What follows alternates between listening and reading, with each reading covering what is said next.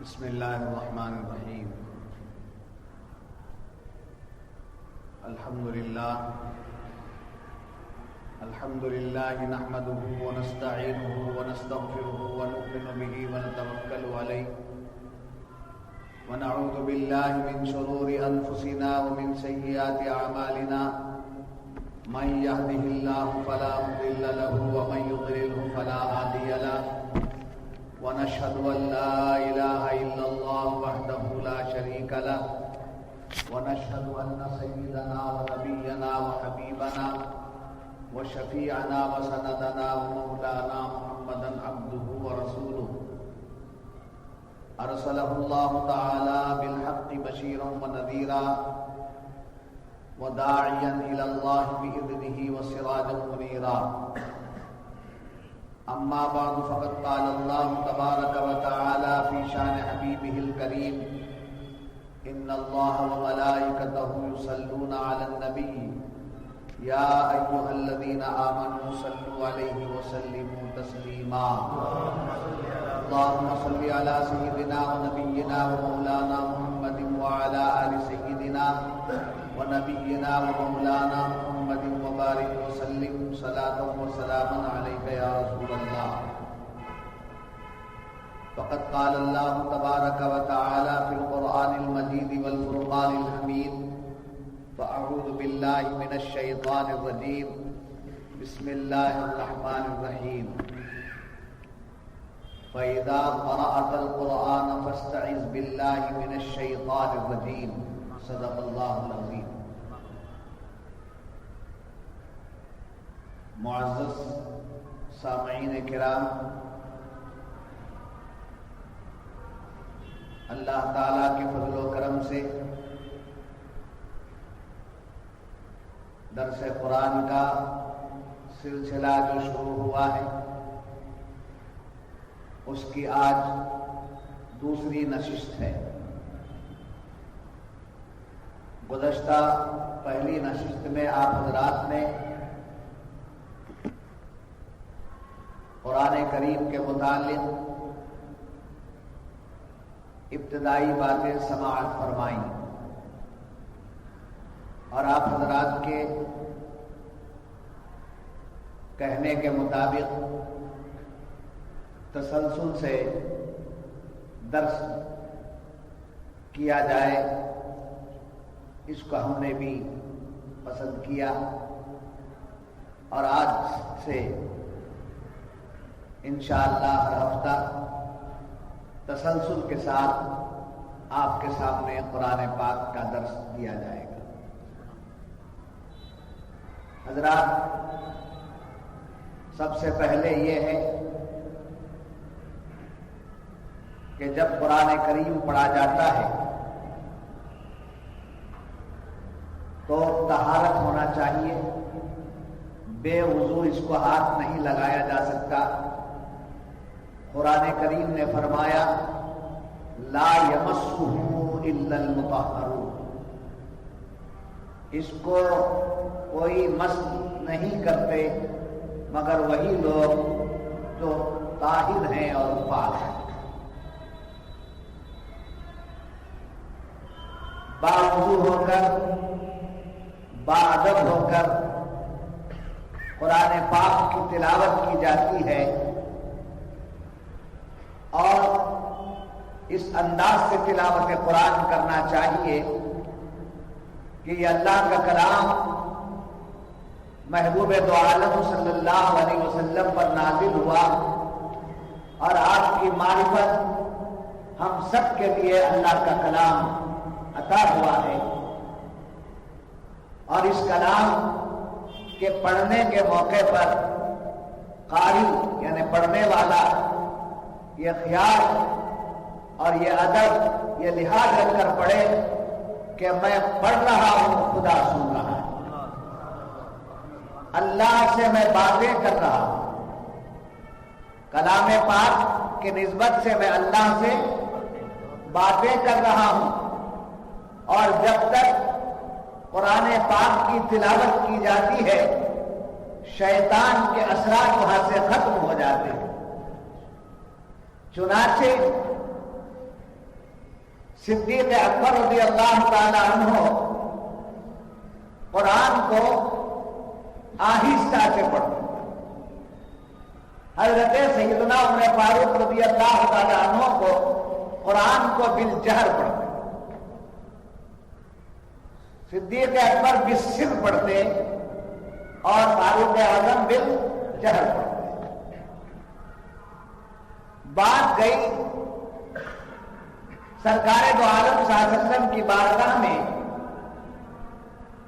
کہ صدیق اکبر رضی اللہ عنہ بالسر قرآن پڑھتے ہیں اور عمر فاروق بالجہر قرآن پڑھتے ہیں، لوگوں کو تکلیف ہوتی ہے۔ حضور اکرم صلی اللہ علیہ وسلم نے دونوں کو طلب فرمایا اور پوچھا کہ اے ابو بکر آپ بالسر کیوں پڑھتے ہیں؟ تو آپ نے عرض کیا یا رسول اللہ صلی اللہ علیہ وسلم میں آہستہ اس لیے پڑھتا ہوں تاکہ لوگوں کو تکلیف نہ ہو،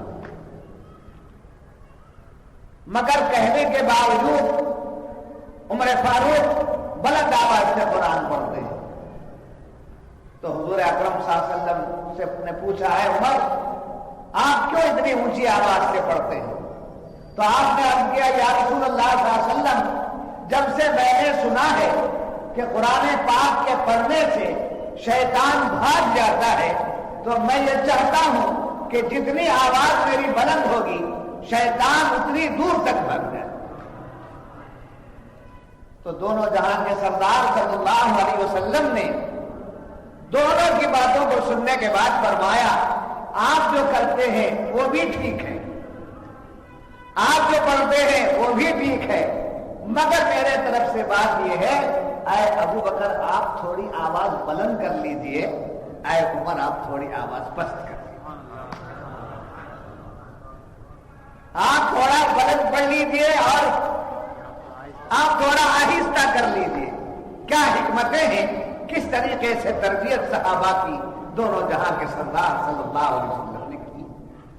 تو یاد رکھیے کہ صحابہ نبی کی بارگاہ میں ہونے کے باوجود، نبی کو ماتھے کی آنکھوں سے دیکھنے کے باوجود، نبی پر ایمان لانے کے باوجود، نبی کی محبت میں گم رہنے کے باوجود ان کا انداز یہ ہے کہ حضور کے دربار میں ان کی تربیت ہوتی ہے۔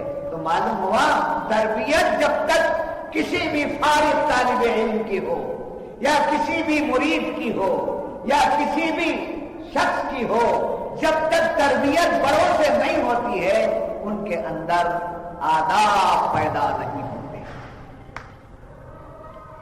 ان کے اندر آداب پیدا نہیں ہوتے ہیں۔ آج یہی حال ہم لوگوں کا ہے کہ پڑھے اور چلے اور گئے اور بیٹھے تو وہی کام کرنے لگے کہ جب تک یہ پڑھتے رہے مار کھاتے رہے اور جب پڑھانے بیٹھے تو بدلہ لینے لگے۔ تربیتوں سے دور ہے، ہمیشہ تربیت ہونی چاہیے۔ چنانچہ میں آج جو درس پیش کر رہا ہوں اس میں سب سے پہلے قرآن پڑھتے وقت میں قاری کیا پڑھتا ہے؟ بولیے کیا پڑھتا ہے؟ اعوذ باللہ من الشیطان الرجیم، اعوذ باللہ من الشیطان الرجیم۔ حالانکہ قرآن کریم کا آغاز بسم اللہ الرحمن الرحیم سے ہوا ہے اور مفسرین کرام بسم اللہ الرحمن الرحیم کو بھی قرآن کی آیت مانتے ہیں۔ حالانکہ بعض مفسرین نے الحمدللہ رب العالمین سے قرآن کا آغاز بیان فرمایا ہے اور یہ قرآن کی آیت اس کو شامل نہیں کہتے ہیں، مگر اکثر مفسرین فرماتے ہیں کہ یہ قرآن کی آیت ہے، جیسے کہ حضرت سلیمان علیہ السلام نے بلقیس کے نام جب خط لکھا تو اس میں لکھا انہ من سلیمان و انہ بسم اللہ الرحمن الرحیم۔ تو گویا وہاں آپ نے اس واقعے کو بیان کر کے خط کا ذکر کر کے اس میں کیا لکھا گیا ہے؟ انہ من سلیمان و انہ بسم اللہ الرحمن الرحیم۔ تو یہ قرآن کی آیت۔ اب اس سے پہلے اعوذ باللہ من الشیطان الرجیم باللہ من الشیطان الرجیم، یہ قرآن کی آیت نہیں ہے کہا جاتا ہے، مگر نہیں، قرآن کریم نے بیان فرمایا فَإِذَا قَرَأْتَ الْقُرْآنَ فَاسْتَعِذْ بِاللَّهِ مِنَ الشَّيْطَانِ الرَّجِيمِ، جب تم قرآن کی قرأت کرنے لگو، قرآن پڑھنے لگو، بس تمہیں چاہیے کہ اللہ کی پناہ مانگو شیطان رجیم سے۔ تو اس سے ثابت ہوا کہ قرآن کریم کا آغاز جب بھی کیا جائے، جب بھی قرآن کی تلاوت کی جائے تو کیا پہلے پڑھنا چاہیے؟ اعوذ باللہ من الشیطان الرجیم۔ حضرات، نہ یہ تقریر ہے، نہ یہ تقریر ہے، نہ یہ اور کوئی پروگرام ہے، میرے شہزادوں کے حکم سے، میرے پیرزادوں کے حکم سے میں نے درس قرآن کا آغاز کیا ہے، ان کے حکم پر میں آیا ہوں، اور میں اس حکم کی تعمیل برابر کرنا میرا اپنا ایمانی فریضہ ہے، اخلاقی وغیرہ بات تو نہیں کروں گا، میرا ایمانی فریضہ ہے کہ شہزادوں کی بات کی تعمیل اور تکمیل کی جائے، اور وہاں سے جو بھیک ملتی ہے وہ آپ قرآن تک پہنچائے۔ تو پہلے کیا کہا گیا؟ کیا پڑھنا چاہیے؟ تو آپ میرے ساتھ باتیں بھی کرنا اور باتوں کو سمجھنا، اور جہاں تک ہو سکے بہتر ہوا تو جو پوائنٹس ہوتے ہیں ضرورت پر آپ اس کو لکھ بھی لیا کریں، آپ کے لیے بہت سود مند ہوگا۔ تو قرآن کریم سے کی تلاوت سے پہلے اعوذ باللہ من الشیطان الرجیم پڑھنا چاہیے، اور اس کی دلیل کیا ہے؟ اس کی دلیل کیا ہے؟ فَإِذَا قَرَأْتَ الْقُرْآنَ فَاسْتَعِذْ بِاللَّهِ مِنَ الشَّيْطَانِ الرَّجِيمِ۔ تو دیکھیے قرآن پاک میں جو احکامات بیان ہوتے ہیں ان احکامات پر عمل کرنا واجب ہوتا ہے، اوامر جو بیان ہوئے اس پر عمل کرنا واجب، نواہی بیان ہوئے اس سے اجتناب کرنا واجب۔ اب یہ قرآن کیا بیان کر رہا ہے؟ فَإِذَا قَرَأْتَ الْقُرْآنَ فَاسْتَعِذْ بِاللَّهِ مِنَ الشَّيْطَانِ الرَّجِيمِ، جب تم قرأت کرو، قرآن پڑھنے لگو، تو تمہیں کیا چاہیے؟ شیطان رجیم سے اللہ کی پناہ مانگو۔ کیا مطلب ہوا اس کا؟ اعوذ باللہ من الشیطان الرجیم پڑھو۔ تو اس کا مطلب یہ ہوا کہ اعوذ باللہ من الشیطان الرجیم سے قرآن شروع کرنا اور یہ پڑھنا واجب ہے، صرف بسم اللہ سے نہیں بلکہ اعوذ باللہ سے شروع کیا جائے گا۔ یاد رکھیے اعوذ باللہ من الشیطان الرجیم پڑھنے کی کیا حکمت ہے، کیوں اس کا حکم دیا گیا، اس میں کیا حکمت ہے؟ تو یاد رکھیے جب اعوذ باللہ پڑھتے ہیں تو اللہ کی پناہ میں جاتا ہے۔ جب کوئی بندہ، جب کوئی شخص کسی کی پناہ میں پہنچتا ہے، جب کوئی شخص کسی کی پناہ میں پہنچتا ہے یا کسی کی مدد کے لیے جاتا ہے، کسی سے مدد لینے کے لیے جاتا ہے، تو اس وقت میں وہ شخص کے اندر کیا کیفیت پیدا ہوتی ہے؟ آج جی مجھے تمہیں اپنے پناہ میں لے لو، ایسا بولتا ہے، مجھے فلاں سے بہت ڈر لگ رہا ہے، فلاں میرا دشمن ہے، وہ میرا جان کا دشمن ہے، وہ میرا مال کا دشمن ہے، وہ مجھے بڑی تکلیف دیتا ہے، آپ مجھے اپنی پناہ میں لے لیجیے گا، مجھے پناہ دیجیے گا، میں رہ جاؤں گا، تھوڑا رات گزار کے نکل جاؤں گا، چند دن رہ کر کے چلا جاؤں گا۔ تب یہ بولنے والا اپنے انداز میں کیا اختیار کرتا ہے؟ عزت و انکسار اختیار کرتا ہے۔ تو چنانچہ مفسرین کرام فرماتے ہیں قرآن پاک کی تلاوت سے پہلے تعوذ پڑھنے کی حکمت یہ ہے کہ سب سے پہلے اللہ تبارک و تعالی اس بندے سے عزت و انکساری کا انداز دیکھنا چاہتا ہے۔ جی یہاں میرے آقا نعمت سیدی مرشدی قبلہ دامت برکاتہم العالیہ نے 69 میں تفسیر بیان کی تھی، شاید آپ اس وقت چھوٹے تھے، پیدا ہی نہیں ہوئے تھے، گوری پالیم میں تفسیر بیان کر رہے تھے۔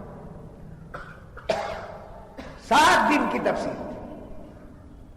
اعوذ باللہ من الشیطان الرجیم کو بیان کرتے ہوئے ایک پوائنٹ آپ نے 69 میں بیان کیا تھا. 69 میں، جب میں خود بھی بہت چھوٹا تھا. وہ پوائنٹ آج یاد آ رہی ہے، نہ ریکارڈنگ ہے نہ کچھ. آپ نے فرمایا تھا اعوذ باللہ من الشیطان الرجیم میں حکمت کیا ہے کہ پہلے اللہ کا کلام پڑھنے سے پہلے اللہ بندے کی زبان کو پاک کرنا چاہتا ہے. اس وقت بڑی پیاری مثال حضرت قبلہ نے دی تھی. فرمایا تھا آپ نے، وہ مثال آج تک یاد ہے، 69 2030